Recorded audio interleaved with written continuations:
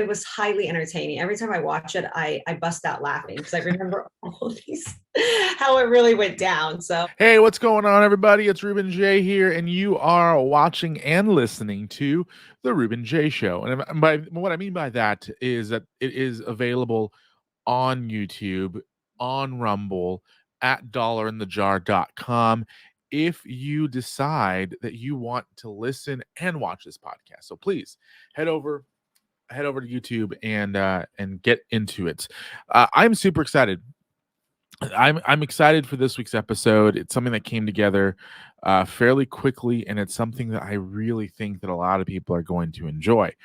Before I jump into what this week's episode is going to bring you, the listeners, I want to just briefly say again, thank you so much to anybody who's listened over the last couple of weeks. This has been one of the best run of shows that I've done in a long time, and it's all thanks to you, the listeners, and anybody who's heading over to dollarinthejar.com and signing up. Thank you so much. There are going to be some things happening over the next couple of months that I think are going to be great, and you're going to love to be part of it. But the more important thing is head over to multimediamouth.com/Amazon and begin your Amazon holiday shopping by supporting what I do, supporting the show, and supporting, your shopping habits as well. So we get a small percentage of anything that you buy over at dollarinthejar.com. So please head over there and do it. Also, if you're listening to this right now, next week's guest is a man by the name of Eric Bischoff. No, sorry, that's in 2 weeks. I apologize. In 2 weeks, a man named Eric Bischoff is going to be on. What? You know what? Let me double check. Give me a second, because I don't want to be wrong on this. So let's go to November. And yeah, next week's guest is going to be Eric Bischoff. And Eric has a new book coming out called Grateful. And if you're watching and listening to this today on Halloween, October 31st of 2022, you have just a few hours left to do a pre-order on the book that will come with some autographs and some cool stuff. So head over to bischoffbook.com and grab that book. Eric Bischoff will be here next week, but this week is going to be good. I have the one and only CJ Perry on the show. So go ahead and enjoy. It's Ruben Jay Show. I'm really excited for this week's guest. She is a pro wrestling star. She's an actress, model. I've heard rumors that she's in works of directing. She's a crypto coin entrepreneur and a star on the Surreal Life as well. The former Lana, CJ Perry. CJ, thank you so much for making time for me this morning. I have one question right off the bat that I need to ask you, just to get it out of the way. Do you want to talk wrestling now or at the end of the podcast? I'm going to let you decide. Okay, let's just get it out of the way. I have two questions for you, wrestling related, just because I loved your work as Lana on WWE. I thought you were one of the best characters on television during your run. I felt like when you finally started wrestling for WWE, I felt they pushed you really hard for a minute, and then they kind of dropped the ball with you. So the first question obviously is, will we ever see you back in a wrestling ring, whether that be Impact, AEW, where your husband works, or WWE? What say you about your future in wrestling? Well, I would hope to say you'll see me again in wrestling. I mean, the exciting thing about wrestling, no matter what company you work for, anything can happen, any surprises can happen. And that's the beautiful thing about wrestling that I feel like you and I both love about it so much, is the fact that anything can happen. Anyone can show up. It's just, and I miss it so much. I do. There's nothing like wrestling. There's nothing like the adrenaline rush and the connection we have with the fans, and to tell good stories that we resolve our conflict in the ring. So yes, of course, I would love to do something again in wrestling. It's just about finding the right time and the right story, really, really the right story. Yeah, absolutely. And so my other question for you is, it just popped up in my feed earlier today with the scene that you did with Dwayne The Rock Johnson on Raw a couple of years back, which is absolutely hilarious. Which one? The one with when the flexible one, or the? Yeah, the No. one where he's going off on all the things, insinuating a lot of things that I don't want to get into detail here. But my question with that is, what was it like working with Dwayne Johnson? I mean, he's, obviously the biggest wrestling star in the world, and he hasn't really wrestled in almost 10 years. And before that, for 5 or 6 years prior to that, and now he is the biggest movie star in the world. What was that like for you working with Dwayne Johnson? Oh gosh, it was so surreal. I was able to work with him 2 times, which was really, really cool. The second time, which is the clip that you're referring to, where he basically said that I was flexible, super bendy, which then my husband talks about on AEW, his hot, flexible wife. So subscribe to cjperry.com where I dive into all of this stuff more. But the first time was really insane because we had no idea when he showed up at in Brooklyn. And it was our first year. We were super villain Russian, bad guys. And The Rock is one of the biggest baby faces, good guys and ever at this point in wrestling specifically. And to have him come back to Brooklyn, and that crowd is insane. Like, the definition of an electrifying crowd is an understatement. Like, you would feel it on your body. So I was extremely grateful forever to have that experience, because from that one experience in the ring, I learned so much, so much. And he was leading us, him and John Cena. They're both big leaders in the ring, where they will tell you pretty much what to say, when to say, the pacing of it. It was very interesting, because I feel us younger generation, we kind of go a little fast. And so there's definitely, you don't want to go too slow, because it might seem like it's lagging, but there's also something that you can go too fast that you step on your pop or step on the noise, so it can't reach the highest amount of sound. So yeah, it's crazy. I can't believe it. Yeah, everything I've read about Vince McMahon when it comes to like his direction to people is to give it a moment, take in the moment. So, and that scene, the reason why I bring that scene up is because the one with you and Dwayne backstage, is it's the first time that I really recognized that you could be more than just a super serious actress, because you were there, you were flirty, and you had that look on you, and then all of a sudden, your husband shows up and you just go like stone cold right away, which leads us to some of the projects you're working on now.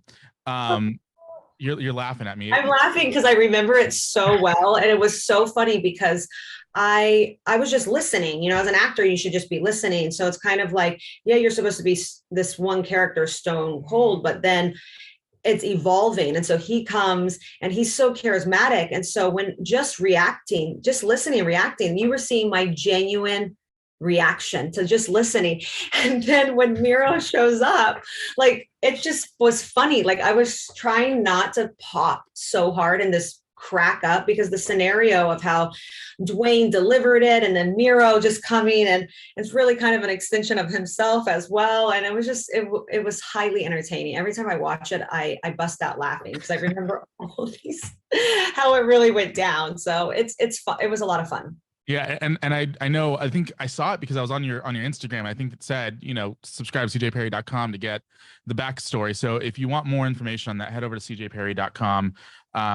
So you have a lot of projects that you're working on and have worked on, and it's incredible to me that I didn't know that you were in, the Pitch Perfect movies, and I love those movies, and it never dawned on me. But I'm looking here, and you have a sci-fi thriller, Wife-like. You worked with Bruce Willis. You got crypto coin currency, obviously social media influence, and then the Surreal Life, which by the time this episode airs, it will have been out on VH1. That's one and the same a little bit. But let's talk about the Surreal Life, because that is, I think, a hot property. It was one of the biggest shows of the 2000s. I watched some of the episodes, but you are on a really interesting cast of characters here. You got Stormy Daniels, who is known as an adult porn star who ended up sleeping with the president, allegedly. No, not allegedly. She admitted it. You got Frankie Muniz. You have Dennis Rodman, and a bunch of other people. But those between you and those other three could be a show of its own. So tell me about the Surreal Life. How did you get involved in this project, and what was it like living with Stormy, Frankie, and Dennis Rodman?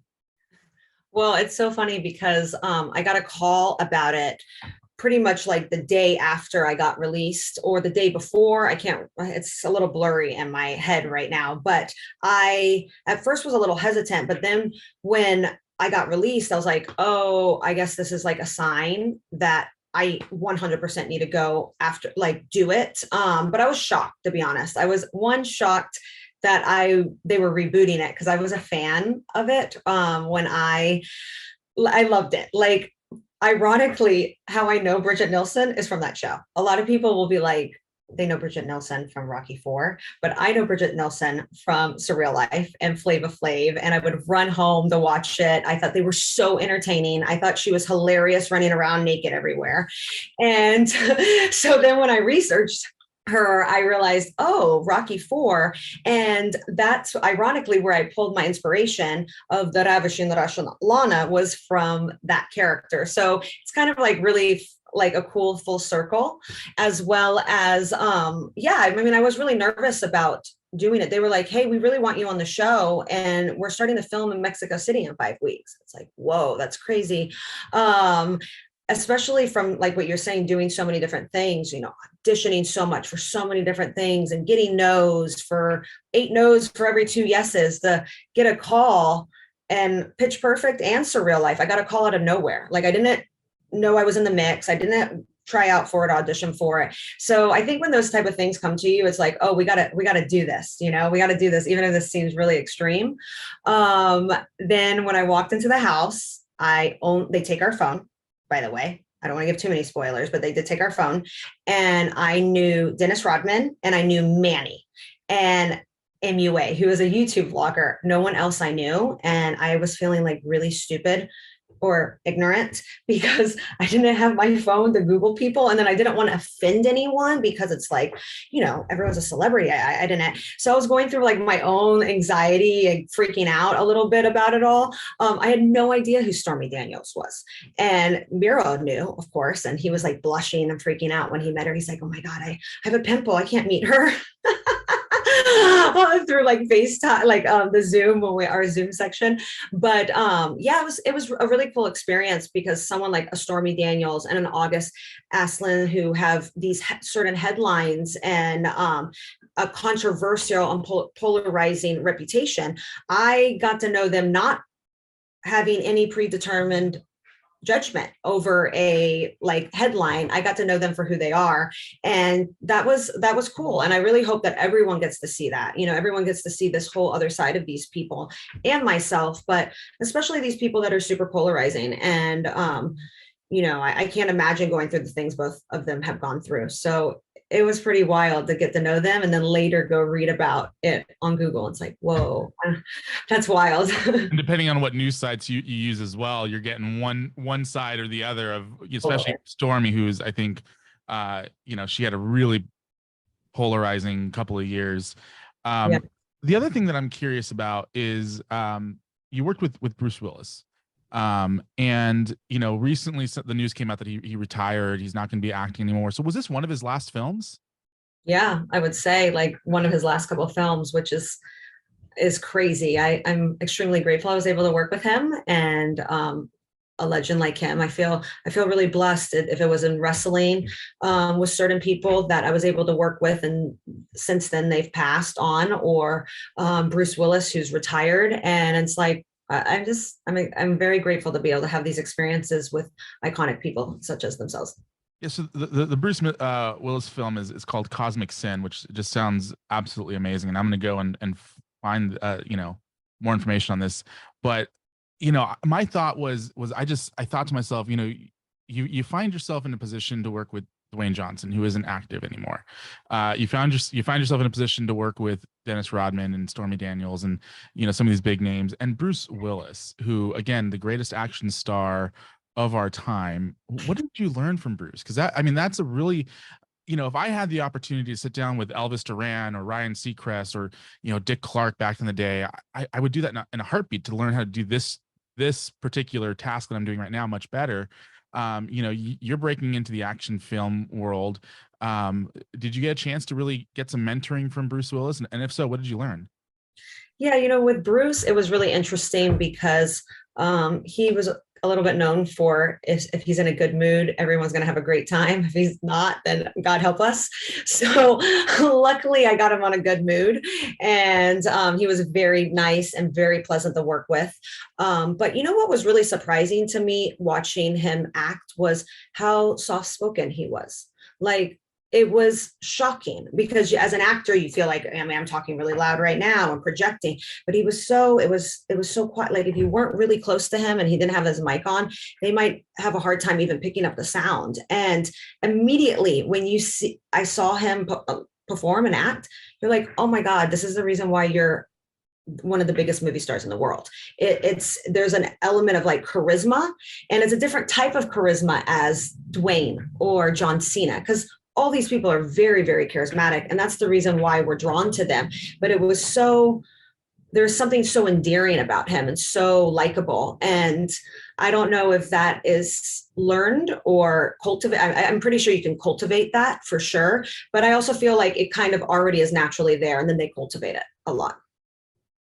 Yeah, I think getting the chance to work with legends just in general is I don't know. I just, for me, that when I read that you were starring opposite, I'm like, wow, that must have been really cool. Just because, again, for him to retire shortly thereafter. Yeah, no, it's crazy. I'm so thankful for it. I think also the one thing I would also say that was very in common is all of these people take their time. You know, Bruce takes his time, and yeah, they've earned it. You know, they're the stars, so they can take their time if it's John Cena or The Rock or, you know, Bruce. But it's interesting, like how they take their time. That's their time, you know, and no one's going to rush them. And it was very fascinating to watch. Yeah, I'm a little jealous that you were able to work with him, just because just to be in like the same room with someone like Bruce Willis or Dwayne Johnson or any of these people, really, it's would be incredible. Let's talk about your directing aspirations, because I don't know if you've finished the project, if it's out yet. I know it's behind the paywall when it does come out, but you talked about it on my friend Brett Allen's show that you plan on directing your own action film. So tell me a little bit about that. Why do you want to get into directing, other than, to obviously learn something new and do something new and continue to add to this incredible list of work that you've done? But tell me a little more about this project.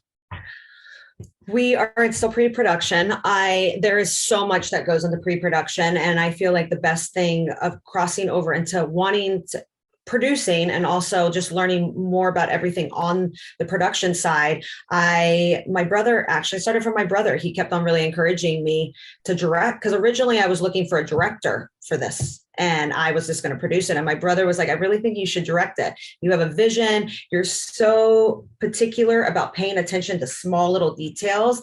And so finally, I was just kept on being so unhappy with like some of the people that we were interviewing, not unhappy, but it wasn't the right fit. And I was like, no, I think I can do this. And at least if I don't do it, if I don't like it or I don't do well at it, at least I'll learn from it and know. And I think sometimes you just got to throw yourself out there. Like, if I didn't throw myself out there in WWE, if I wouldn't have been willing to take that journey, who's to say if we would be having this conversation right now? And sometimes you fall flat on your face, but often, at least for me, the best lessons are learned often from my failures or my mistakes. And I have really starting to get into action when I started to really focus on doing more action and action acting work. I pay so much attention to how it's shot, so much attention to how it's edited, because you're like, oh, that's really good, but why is it not coming across on screen? Or why are these people not so good if we just watch them, but they look so amazing in this edit? And it's all has to do with how it's shot, angles, editing, so much goes into it. And I almost feel that not being the most athletic or not being the most overly talented person in the room has made me pay attention more to such small details of how can I achieve putting out something that's great in a way, even if I'm not the most athletic person, or even if I'm not the best actor, how can I or the prettiest girl, there's always someone better, but it's, you start paying attention to all these different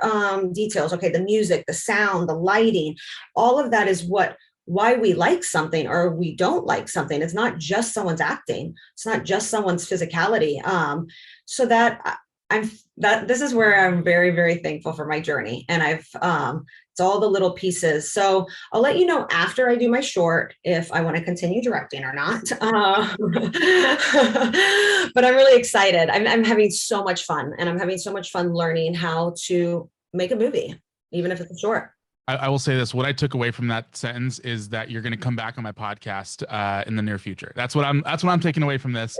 Yes. We got a couple of minutes left. I do want to quickly talk about the crypto coin entrepreneurship of what you're doing, because everywhere you look, you're seeing all these different headlines of crypto's over, crypto, buy crypto now because the boom's coming again, and all these other things.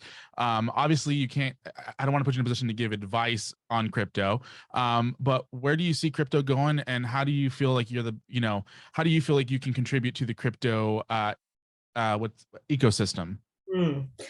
Oh God, I love crypto. Like it, and the culture of it also reminds me of wrestling a little bit, because I follow quite a few crypto YouTubers, and I always encourage people. I'll give a shout out. The Cryptos Are Us and Crypto Banter. Those are great people. If you're watching and listening to this and have no idea like anything about crypto, they give you a good one-on-one. Listen to them for a month and you will at least be able to engage in a conversation and understand it. But it's funny because people, it's on Twitter, they're nuts. It's like, God forbid you go, hey, go invest, then they're going to be snatching you bald, like the Ethereum hardcores versus the Cardano hardcores. And it's so funny to me because it reminds me of wrestling, our fan base, and it reminds me of wrestling Twitter.